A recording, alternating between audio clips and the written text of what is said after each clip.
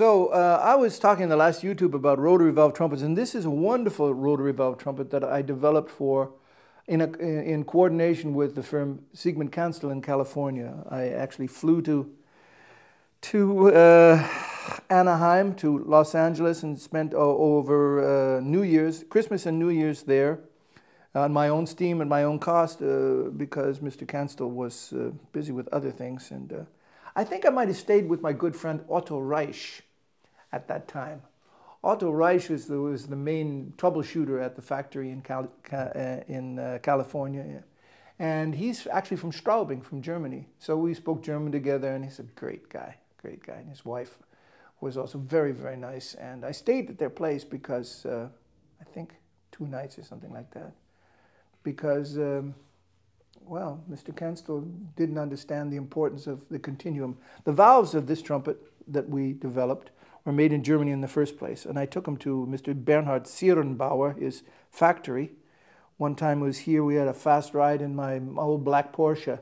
Scared the hell out of Mr. Kanstel. He's never driven over 150 miles an hour in a car before, and he thought that we were not going to make it there and back. But if you're used to that kind of thing, I mean, the roads are made in Germany to drive that fast.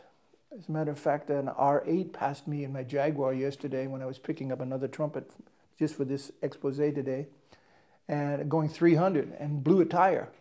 And when I went by, I saw him on the side of the road. I stopped and I said, "What's happening? Can I help you?" And he said, "Oh, thank you for stopping, man. My nerves are shot, and I've called the RCS. They're going to tow me away, but I really needed to talk to a human being." I said, "Get on the other side of the guardrail. There's people driving by here. We happen to be on a bridge." So driving fast in cars in Germany is something you have to get used to, that's for sure. But rotary valve trumpets are interesting, and this picture is of an exhibition from Modest Mussorgsky. If I was in a German orchestra, and like the Berlin Philharmonic, which I think in the meantime they allow rotary valve, piston valve trumpets to be played like this. But in the time of Herbert von Karajan, or the time when my friend, one colleague, Mr. Groth, was playing there under Herbert von Karajan, and Martin Kreutzer, his coordinate solo trumpet player, they were required to play rotary valve trumpet, especially Munke. And I have a Munke here I'm going to play for you. Wonderful instrument. I have a bell changeable one that I had made at the beginning of the 1980s. But I just want to play the beginning of Mussorgsky on this rotary valve C trumpet so you can hear, and then maybe compare to a couple of other C trumpets, just so you can hear the sound.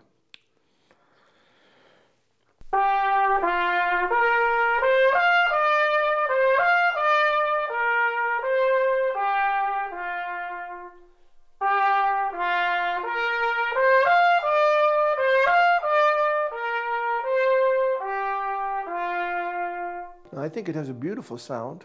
It has a bell the size of, well, here is that Munke that I was just talking about, B-flat trumpet. It has a bell the size of a B-flat trumpet.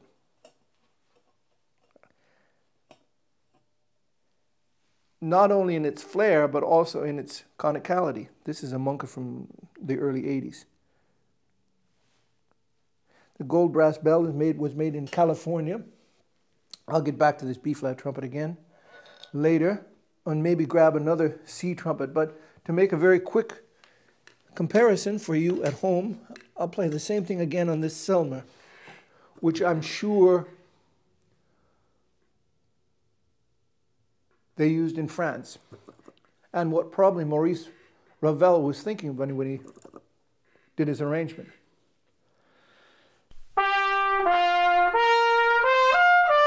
Oh, sorry, without water there. Sorry, very stupid of me. But I think you can hear automatically, it's very, you can hear that too, Mike, you said, huh? Okay.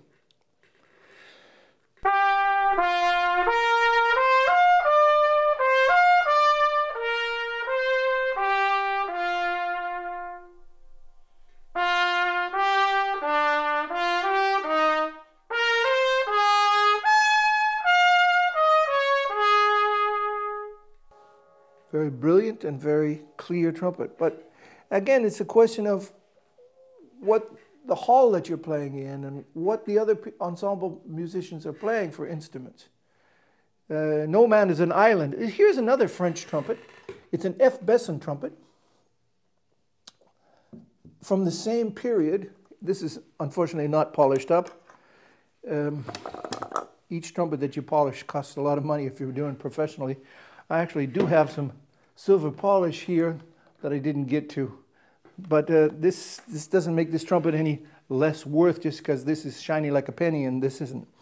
It's clean inside and it's a very good trumpet. This is a F. Besson Brevet and Mayha version.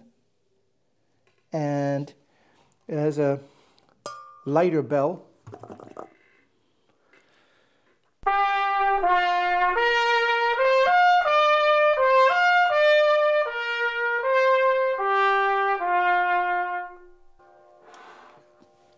And to make a comparison also, once again, maybe the entrada, just of these three trumpets.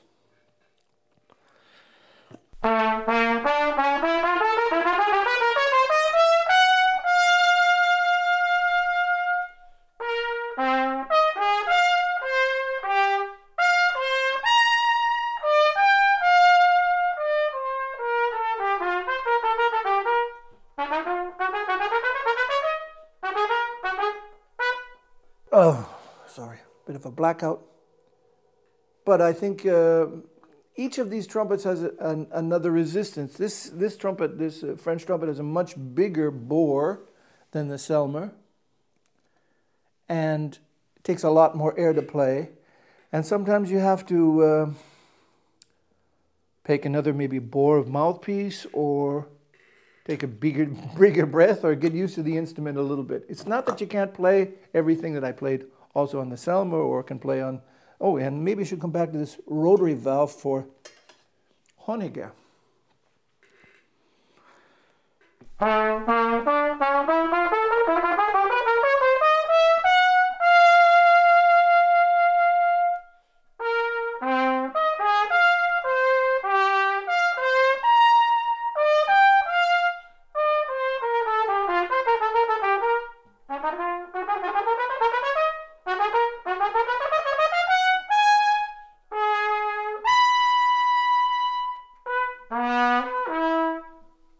It's a lot more work with this trumpet, and I don't think I would play this piece in public on this trumpet.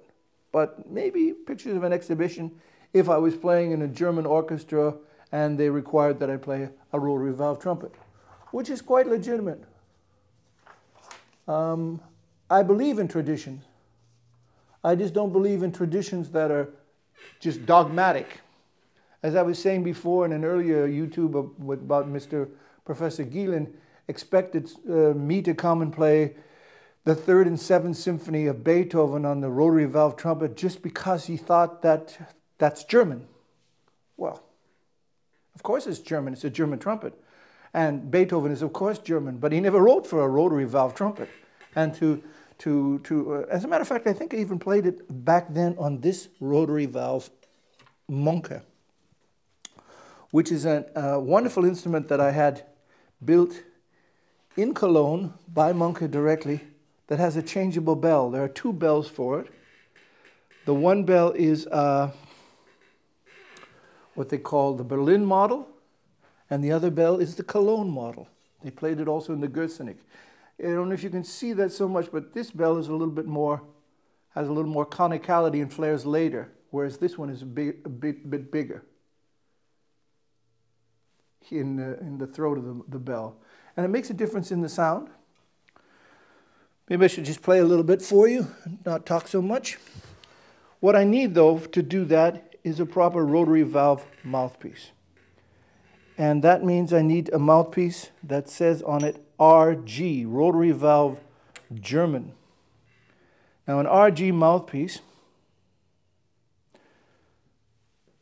has a backbore, a standard German backbore that creates a bigger sound. This might have an RG mouthpiece in it.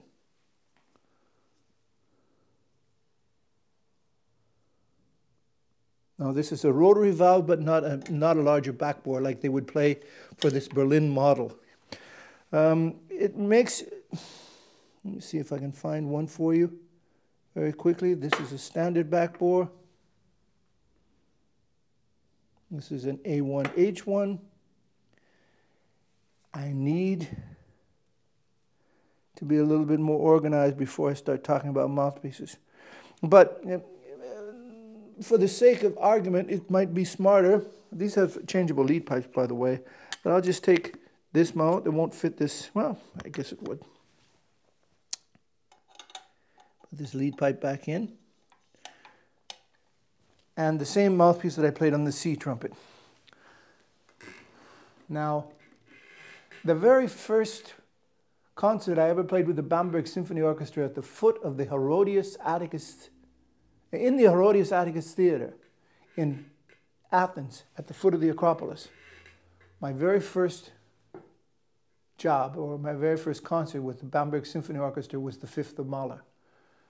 And the conductor just went, please. So I played.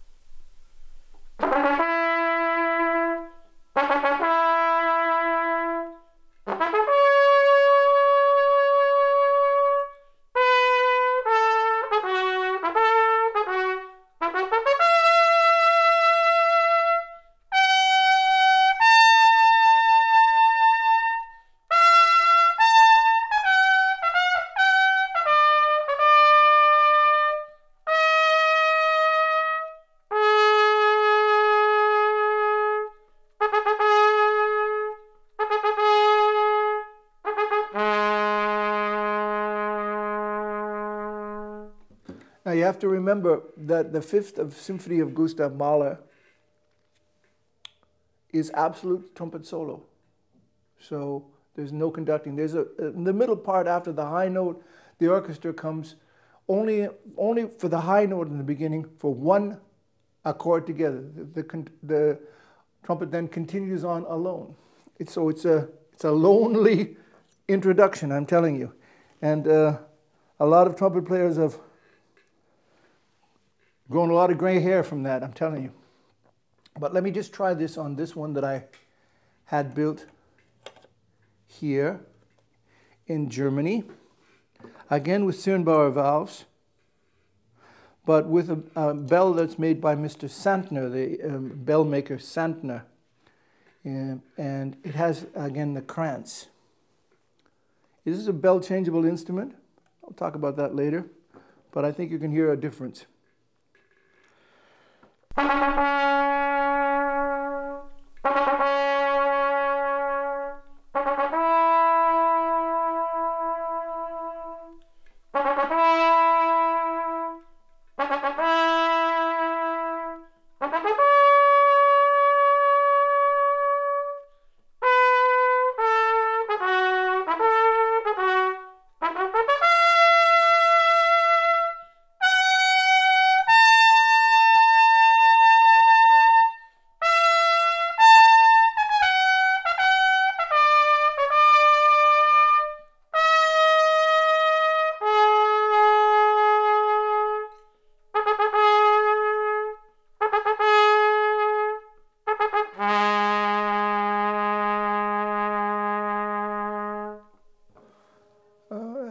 I think it has more tone substance than the Munke, but playing the same mouthpiece. We're not comparing an apple with an orange here.